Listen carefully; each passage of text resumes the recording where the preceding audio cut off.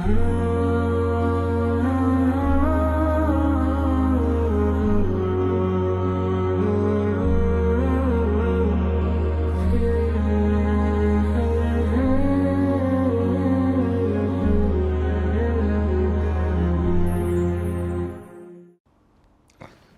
خودایی بەخشندەی میهرەبان، هەزارەها هەزار حەمد و شکر و سوپاس بۆ خودای میهرەبان. سەڵات و سەلام بڕژێتە سەر گیانی پاکی پێغەمبەری پێشەوە و لەسەر ئال و ئەسحاب و یار و یاوەرانی تا ڕۆژی دووە. بەڕێزان خۆشەویستان، خۆشحاڵم لە بەرنامەی هاوسەرێتی یان هاوسەرگیری هەنگاو بە هەنگاو لە زنجیرەی 15هەمی بە خزمەت ئێوەی بەڕێز دەگەمەوە. یەکێ لەو هەنگاوانەی کە پێویستە بەڕاستی هاوسەرگیریەتی یان خێزانی لەسەر بنیاد بندرێ، ئەویش ئەوەیە دابشکردنی ئیش و کارەکانی ناوماڵە. زۆر پێویستە هەر ماڵێک منەظەم بی. ماڵ ئەگە سەیر بکەی، هەر ماڵێک هەر خێزانێک وەکو دەوڵەتێکی بچوو وایە. یعنی ئەگە دەوڵەتێک بێ سەرکردە بی، بێ نیزام بی، بێ دەستور و یاسا بی، بێ پلان بی، چەند ناخۆشە، وڵاتێکی چەند کاولکاریە. لۆیە بەڕێزان و خۆشەویستان، خێزانی وایە ئەگەر گەورەی خێزان سامی هەبوو، گەورەی خێزان پلانی هەبوو، گەورەی خێزان عاقڵ و ڕەشید و تێگەیشت و هۆشمەند و هۆشیار بوو، بەڕاستی ئەو خێزانە هەمووی خێزانێکی بەختەوەر و زۆر خۆش دەبن. ئەو کەسەی کەوا وەزیری داخلیە، وەزیری داخلی بە ئیش و کارەکانی ناوکون و کەلەبەرەکانی ناوماڵ هەڵدەستی کە بریتێ لە دایکەکە، کە بەڕاستی ئەو دایکە ڕۆڵێکی زۆر گرنگ دەبینیتە. زۆر مهمە ئەو دایکە زۆر ورد بی، چاوی لەسەر کوڕەکەیە، چاوی لەسەر کچەکەیە، چاوی لە مەتبەخە، چاوی لە دیوەخانە. دایکی عاقڵ، ئافرەتی ڕەشیدەی تێگەیشتووی عاقڵە وایە ئاگداری هەموو شتەکانە، زۆر وردە لە ئیش و کارەکانی خۆی. لێ ئەو ئافرەتە زەفەری پێنابردرێ، زۆر وشیارە، زۆر وردە، زۆر ئاگدارە لە هەموو ئیش و کارەکانی ناوماڵ. لێ ئیجە تەمەشا دەکەی کوڕەکان کچەکان هەر یەکە بە ئیش و کاری خۆیان هەڵدەستن. زۆر جاری وا هەیە، یعنی ئەمە هەندێک شتێ زۆر گرنگە بەڵام هەستی پێ ناکەی. برادرێک دەجێڕتەوە دەرێ سەردانی ماڵی برادێکی خۆم کرد، یعنی جێژنە بوو تەواان بە مناسبەی جێژنە پیرۆزبایی چووی، دەڵێ ئەوەی لەو عائیلەم دێت، یعنی شتێکی زۆر جوان سەرنجی ڕاکێشە. لە دەرکەماندا کە لە دەرکەماندا کوڕە گەورەکە هات دەرکەی کردە ئەوی ناوەنجی، کوڕە ناوەنجیەکە ئەوەی کە تەمەنێکی هەبوو، زۆر بچووک نەبوو، زۆر گەورەش نەبوو، یعنی لە تەمەنی 17 ساڵ کە دەرکەی لە ئێمە کردەوە، زۆر بەڕۆکی خۆش، بەزلێکی زۆر جوان، اینجا پێشوازیەکی زۆر جوانی لە ئێمە کرد. بزانە دەرێکە چووینە ژۆرێ تەمەشام کرد، باوکەکە و برا گەورەکە لە دایکەکەش لەولاتر خاوەن ماڵەکە هەموو پێکەوە ڕاوەستا بوون لە ئیستیقبالی ما. فەرمیان لە خێزانەکە کرد بەرەو هۆڵەکە و ئەمەش بەرەو دیوەخانەکە چووینە ژۆرێ، ئیستیقبالێکی زۆر جوان. ئەو جارە چووین دانیشتین، منداڵە بچووک بچووکەکە هات کە عمری پێشە ساڵان بوو، قاپەکی چکولێتی لەدەست بوو، هەیدای پێشکەشی کرد. بەینێکی پێچوو منداڵەکەی لەوی گەورەتر کە عمری 7 ساڵان بوو، شەربەت و ئاوی هینا، چکولێتی برین شتیکەی هینا، چایی هینا، ئەوەی کە ئەو شتانە بە منداڵە گچکە نەدەکرا. اینجا ئافرەتەکە لەودی کچەکان خەریکی ئامادەکردنی چایە و شتیکە بوو، کەش دانیشتە بوو. یعنی سبحان الله، هەر ئەو هافکرم کردەوە بەڕاستی ماڵەکی بە منەظەمن، ئەو ماڵە چەند ڕێک پێکەن، یعنی بەبێ ئەوەی کەس چاو لەوی سۆر کاتەوە ئەو بەوی برێ هەست بڕۆ، نە، هەر کەس ئیشی خۆی دەزانی. چەند جوانە دابەشکردنی ئیش و کارەکانی ناوماڵ بەو ڕێک و پێچیە، بەو جوانیە، بەو شێوازە جوان و ڕێک و پێکە. لێ بەڕێزان و خۆشە هەندێک شتەیە زۆر سادە و ساکارانەیە، بەڵام زۆر زۆر گرنگە ئیش و کارەکان ئاوا تەقسیم بکرێ و دابەش بکرێتن. ماڵ ئەگەر گەورە و گچکاتی تێدا نما، ئەگەر شپڕزە بوو، ئەگەر نیزامی تێدا نما، بڕواتەبی دەبێت یەک پارچە لە دۆزەخ. ڕێز و احترام نامینێ، کێشە پێیا دەبیتن، دائیمەن دەو لەگە یەکتر دەکرێ، ئەو دەرێەوە ئیشی تو بوو، ئەوە ئیشی تو بوو. ئیش و کارەکان بە یعنی وەکو دەڵێتن بە ئیش لە جێی خۆی ئەنجام نادرێ. بۆیە بەڕاستی ئەگەر ئیش پلان هەبیتن ئیش و کارەکان دابش بکرێ بە شێوازێکی ڕێک و پێک و چاک تۆکمە بە باشی ئەو ماڵێکی ڕێک پێک دەبی منەظەم دەبیتن ئیش و کارەکان لە جێی خۆی لە کاتی خۆی ئەنجام دەدرێتن. لێیە ئەو دابشکردنی ناو ماڵ ئیش و کاری ناومار شتێکی زۆر جوان و گرنگە. لێ ئەگەمە تەمەشا بکەیت عادەتەن خێزان لە چ پێک دێ لە باوک پێک دێ کە گەورەی ماڵە لە دایک پێک دێ کە هەڵسوڕێنەری ناو ماڵەکەیە ئەویتیش لە خوشک و برا و منداڵەکان پێک دێتن. لەو سێ چینەیە. لێ ئەرچی باوک زۆر مهمە کە پێی دەوتن ئەرچی سیادی ئەرچی گەورەی ماڵ زۆر مهمە. باوک بە ئەرچی خۆی هەستی و ئەرچی باوک ڕۆڵی باوک بەڕاستی کاریگەریەکی زۆر گرنگی هەیە لە ناو خێزان. لێ باوک لە خێزاندا دەوری دەسەڵاتدار دەبینێ وەکو بەڕێوەبەری خێزان لە ئەستۆی ئەودایە. لێیە بەڕاستی دەبی باوکەکە بتانی ئاراستەی هەموو خێزانەکە بکە بە شێوازێکی ڕێک پێک کە ئەو منداڵانە متمانەیەکی تەواویان بەو باوکە هەبیتن بۆی کەوا پشتی پێ ببەستن. لێیە باوک دەبی ئەو دەسەڵاتی خۆی بسەپێنی لە ناو ماڵ. لێیە زۆر جاری وا تەمەشا دەکەی باوچێک لە ماڵەکە دەسەڵاتی نییە خۆی دۆڕاندیە ئەو سیقە و متمانەی نەهێشتیا لە کرخێزانەکەی لەکەن منداڵەکانی. بەڕاستی ئەو ئائیلەیە ئائیلەیەکی نەخۆش ئائیلەیەکی پەککەوتە ئائیلەیەکی خراپ هەر هەمووی زەرمەندی دەستی ئەو باوکە خراپە دەبن. لێ زۆر میمە باوک بەڕاستی بە معنەی کەریمەشنوان بی وەکو پێغەمبەری خوا دەفەرمێ صلى الله عليه وسلم والرجل راع في أهل بيته. باوك شوانا يعني وكو الشوان دبي دلصوز بي وبسوز بي وكو الشوان دبي خمخور بيتن لبو مالو من دالك خوي.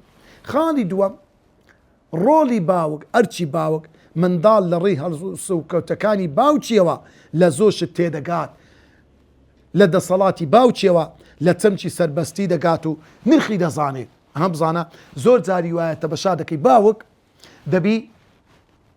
دەبی دەسەڵاتی خۆی بسەپێنی. هەندێک باوک هەیە دەرێ من عەقم بە هیچ ئەوەی ماڵی نییە کاکەوە لە دەستدانی کەسایەتی خۆتە غەڵەتە نابی دەبی زۆر جار کەسایەتی باوک لە ماڵ بیسەپێنیتن. لێیە بەڕاستی لێرەوە زۆر مهمە باوک لەو خاڵانەی کە زۆر گرنگە باوکایەتی خۆی بکە. هەر بابک باوکایەتی خۆی نەکرد واللهی لە ئاخیری تەمەنی زەرر دەکاتن. منداڵەکان گلەیی لێ دەکەن ڕێزی لێ ناگرن چکە لۆ خۆی نەیتانی ئەو باوکایەتێ بکاتن. باوکەکی حەکیم نەبوو باوکەکی دانا نەبوو. زۆر جاری وەیە باوک زۆر عاتیفیە یعنی چیا بەس سۆزدارانە بەدرێ کوڕەکەم من کچەکەم دڵیان نەشچێ. لێیە لە هەموو شتێک دادەینیتن هەموو شتێک بە کەیفی منداڵەکان بی بەڵام ئاخیری ئەو منداڵانە بادی زۆر خراپ دەدەن. ڕەنگە گلەیی لە باوکەکەی بکە بابە دەبایەت و دەستت بگرت بامایە ئەمن منداڵ بووم نەمدەزانی بەس دەبایەت و پەروەردەت بکرد بامایە کوڕم ئەو ڕێڕەیەکی خراپە ئەو برادەرە خراپە لەگەری مەبە گلەیی لێ دەکە باوکی بەڕێز لە ڕێ ئەتو باوکایەتی لۆ من نەکرد. لۆیە باوکەر ئەوە نییە منداڵەکانی تێر بکە نە ئەوەی کە زۆر میمە دەسەڵاتی خۆی بسەپێنی لە ماڵەکەی. کوڕم لەگە فرانی هەڵسوکەوت مەکە مەچوە دەرێ سەعات ئۆنە نێوە مارێ نابی تاخیری بێەوە کچەکەم ئاگادار بە لەگە برادێت چاودێریان بکە. ئەوە باوکچی حەکیم و دانا و زانایە. خاڵیشتر دەسەڵاتداربوونی باوک پێویست بەوە ناکە تووڕە و بەزەبر بێت. مەرج نییە باوک کە دێن دەسەڵاتی هەیە بەستون بیت نە مەرج نییە بەڵکو ئاسڵ وایە ئەو باوکە بە حکمەتی خۆی بە دانایی خۆی بە نەرمونیانی خۆی ئیش دەسەڵاتی خۆی بسەپێنیتن. یعنی تێیان بگەینی کوڕی خۆم کچەکانی خۆم ئەی ئەندامەکانی خێزان واللهی لە دڵسۆزین گوۆیە کە دەرێم ئاوا بکەن ئاوا مەکەن مەبەستم ئەوەیە ئێوە زەرەر نەکەن مەبەستم ئەوەیە ئێوە لە دوا ڕۆژ پەشیمان دەبنەوە من دڵسۆزین گۆم واللهی حەز دەکەم چیم لۆ بخۆم پێخۆشە زۆر زیاتر لە بۆنگۆ ئەو شتانە بە قسمەتی ئێوە بیتن. خاڵیشتر لە دەسەڵات و لە ڕۆڵی باوک لە ناو ماڵ ئەگە دەسەڵاتی باوک زیاد لە پێویست بوو ئەوە منداڵەکان بە تایبەت ئەوانەی کە زۆر هەستیانن زیانیان بەردەکەوێت. معنای چییە؟ هەندێک باوکێ زیاد لە حەد توندا لێوەچی گوتمان نابی زۆر شلبی نابی زۆریش تۆپی دەبی مام ناوەندبی.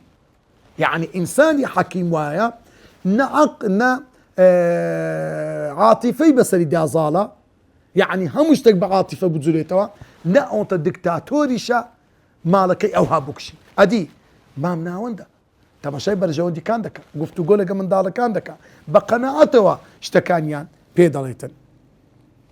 یەکێشتر لەو خاڵانی کە زۆر مهمە ئەویش ئەوەیە پێویستە باوک لە کاتی پێویستدا لەگەڵ منداڵەکەی وەک هاوڕێیەک بچێتە دەرەوە بۆ شوێنی جۆرا و جۆری وەک یعنی ئەو شوێنانی گەشتە لەگەر منداڵەکان هاوڕێتی بکە، لەگەر یان دابنیشی.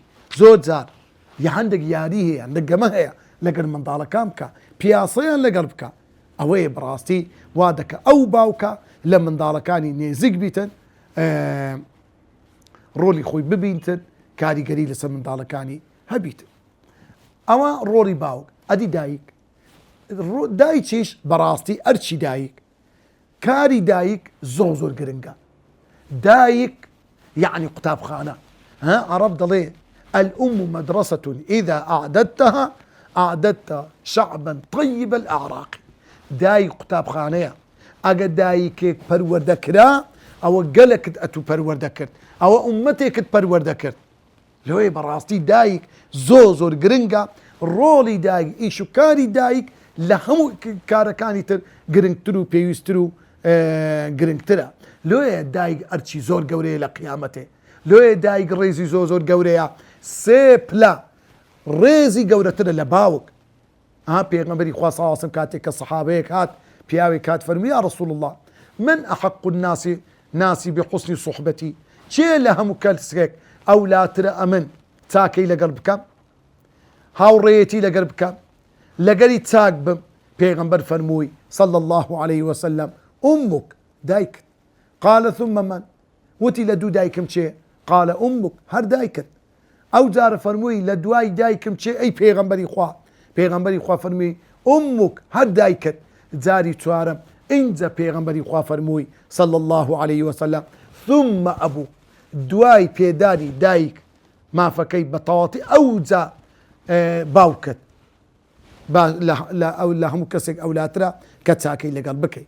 لێ پێویستە دایک بۆ پەروەردەکردنی منداڵەکانی بە شێوەیەکی زانستی بەڕاستی خۆی پێ بگەینێتن. دایکێکی پەروەردەکراوبی ئەو دەبتانی منداڵەکانی پەروەردە بکە. خاڵی پێویستە دایک وریای گەشە و نمای منداڵەکانی بیتن. معنای چییە؟ یعنی ئەو دایکەی بزانی ئەو منداڵی تەمەنی تازە، حتا ئەو منداڵی ناو زیجیەتی، ئەو منداڵ ناو ڕەحمی ئەو دایکەیە، دەبی زۆر هشیار بی، خواردنی وەک پێویست بخوا، دەبی حتا لە ڕووی نەفسیەوە زۆر خۆی عەزیەت نەدا، خەمی باری خەمی زۆر هەڵبگری، چونکە تەئسیر لەو منداڵی دەکاتن. دایکی حەکیم ئەو دایکەیە لۆ خۆی ناژی، لۆ دەور و بەرەکەی خۆی دەژیتن. لۆیە ڕەچاوی ئاستی تەمەنی هەموو منداڵەکانی دەکاتن. خاڵیشتر ئەگەر خاڵیشتر ئەگەر دایک بزانێ منداڵەکەی پێویستە دایک بەڕاستی بە هەمان شێوە لەگەر هاوڕێیەتی لەگەر منداڵەکانی بکە، لەگەر کوڕەکەی لەگەر کچەکەی. یعنی لێرەدا بزانە دایک باوکانی بەڕێز، هاوسەرانی بەڕێز زۆر جاری وایە ئەو بربەستانی لە نێوان دایک و باوک و منداڵەیە وا دەکاتن ئەو منداڵە نەشتانێکی زۆر بشارنەوە نەتانن وەکو هەندێک زانست و زانیاری زۆر گرنگەیە کە بتان بیگەینن بە منداڵەکان. دایک ئەگە لە کچەکەی نێزیک بوو دەتانی تێی بگەینی ڕۆڵە گیان. ئەتوو ئێستا تەمەنت گەیشتە ئەوەندا نوێژت لەسەر فەرز و واجب بووە، لەسەرت فەرز و واجبە حیجابی شەرعی واجبە و فەرزە و ئەمری خوا و پێغەمبەری خوایە، تێی دەگەینیتن، قەنەعەتی پێدەینیتن. هاتن میهمە بزانە. خاڵیشتر کە زۆر میهمە لە ڕۆڵ و ئەرچی دایک ئەوەیەکەوە ئاگداری ژیانی منداڵەکانی بێت لە هەرسوکەوتیان، لە تەسەڕوفیان، لە هاتنەوە و ژوورەوەیان. دایک زۆر حساسە، تەنها بە نیگا چاوی کوڕە و کچەکەی دەزانی مشکیلەیان هەیە، دەزانی لە چێشەک دانا. خاڵیشتر ئەوەی کە زۆر مهمە نابێت دایک وا بزانێت لە پەروەردەکردنی منداڵدا هەموو شتێک دەزانی نا بەڵکو دەبی هەوڵ بدا بە هەر نەوعەک بی بە هەر جۆرێک بی بتانی منداڵەکان وردە وردە ناخیان بخینتەوە ئەوەی ناودڵیان دەربینیتن لۆی زاڵی بەسە کێشە و گرفتەکانی کوڕ و کچەکانی منداڵەکان ئەرچی منداڵەکان ئەوەیە کە بەڕاستی یەک لەو شتانە ئەوەی کە زۆر گرنگە ئەرچی منداڵ وایە دەبی منداڵ وا پەروەردە بکرێ دەبی منداڵ وا ڕابهێندرێ ئیعتیماد لەسەر خۆی بکە متمانەی بە خۆی بی هەندێک منداڵ هەیە ناتانی یەک بەرداغە ئەو لە خۆی بخواتەوە ئەوە چێ وای کردیە ئەو داک و بابە غەڵەتە داک و باب دەبی وا بکە ئەو منداڵ ئیعتیماد متمانەی بە خۆی بیتە بە خۆی لەسەر خۆی بکاتن خاڵیشتر کە زۆر میمە وا باشترە منداڵەکان بچن بۆ کڕینی نان سەوزا پێویستیەکانی ناو ماڵ یعن لۆی منداڵ فێری دەرەوە بی چاو کراوە بی فێری کڕین و فرۆشتن بی ئیعتیماد لەسەر خۆی بکە دەوێ منداڵ لە تەمەنی بچووک ناوە ها کوڕم بڕۆ چیلۆ پیازەکەم لۆ بکڕە چیلۆ تەماتەکەم لۆ بکڕە ئەگەر ئەو شتەی ئەو هیدای بەگرانی کڕی بوو یان شتێکی خراپی هینا بوو پێی دەبێت ڕۆڕەجیان کە توێ دوکان معاملەی بکە فێر بە برێەوە بە چەندە لۆ بۆندەیە هەرزانتر نابی ئەو دەشتی باش هەر بژێرە ئەو منداڵە جارێک دوو سێ لێ ڕادێ خاڵیشتر پێویستە داوایان لێ بکرێت کەلوپەلەکانی ڕێک بخەن منداڵ نابی دایک مستەمل لە دوو ئەو منداڵی خۆی بسوڕێتەوە نا دەبی بێی دەچمە ژۆرێ تەمەشا دەکەم جلەکەی خۆی پانتۆڕەکەی لەبەری کتۆڕا لەناو هاتە دەرێ هەل لە جێی خۆی بەجی هێشتیا قەمیسەکەی لەبەر کتۆ لەو گۆڕی فڕێدایە ڕاست جێی منداڵەکەی بگرە کوڕم ئەوە عیبە نابی کو دەبیتنە تو جێکی خۆ لەو هافڕێدەی هەگرەوە بەدارەوە کە دەی کوڕم جارێک دوو سێ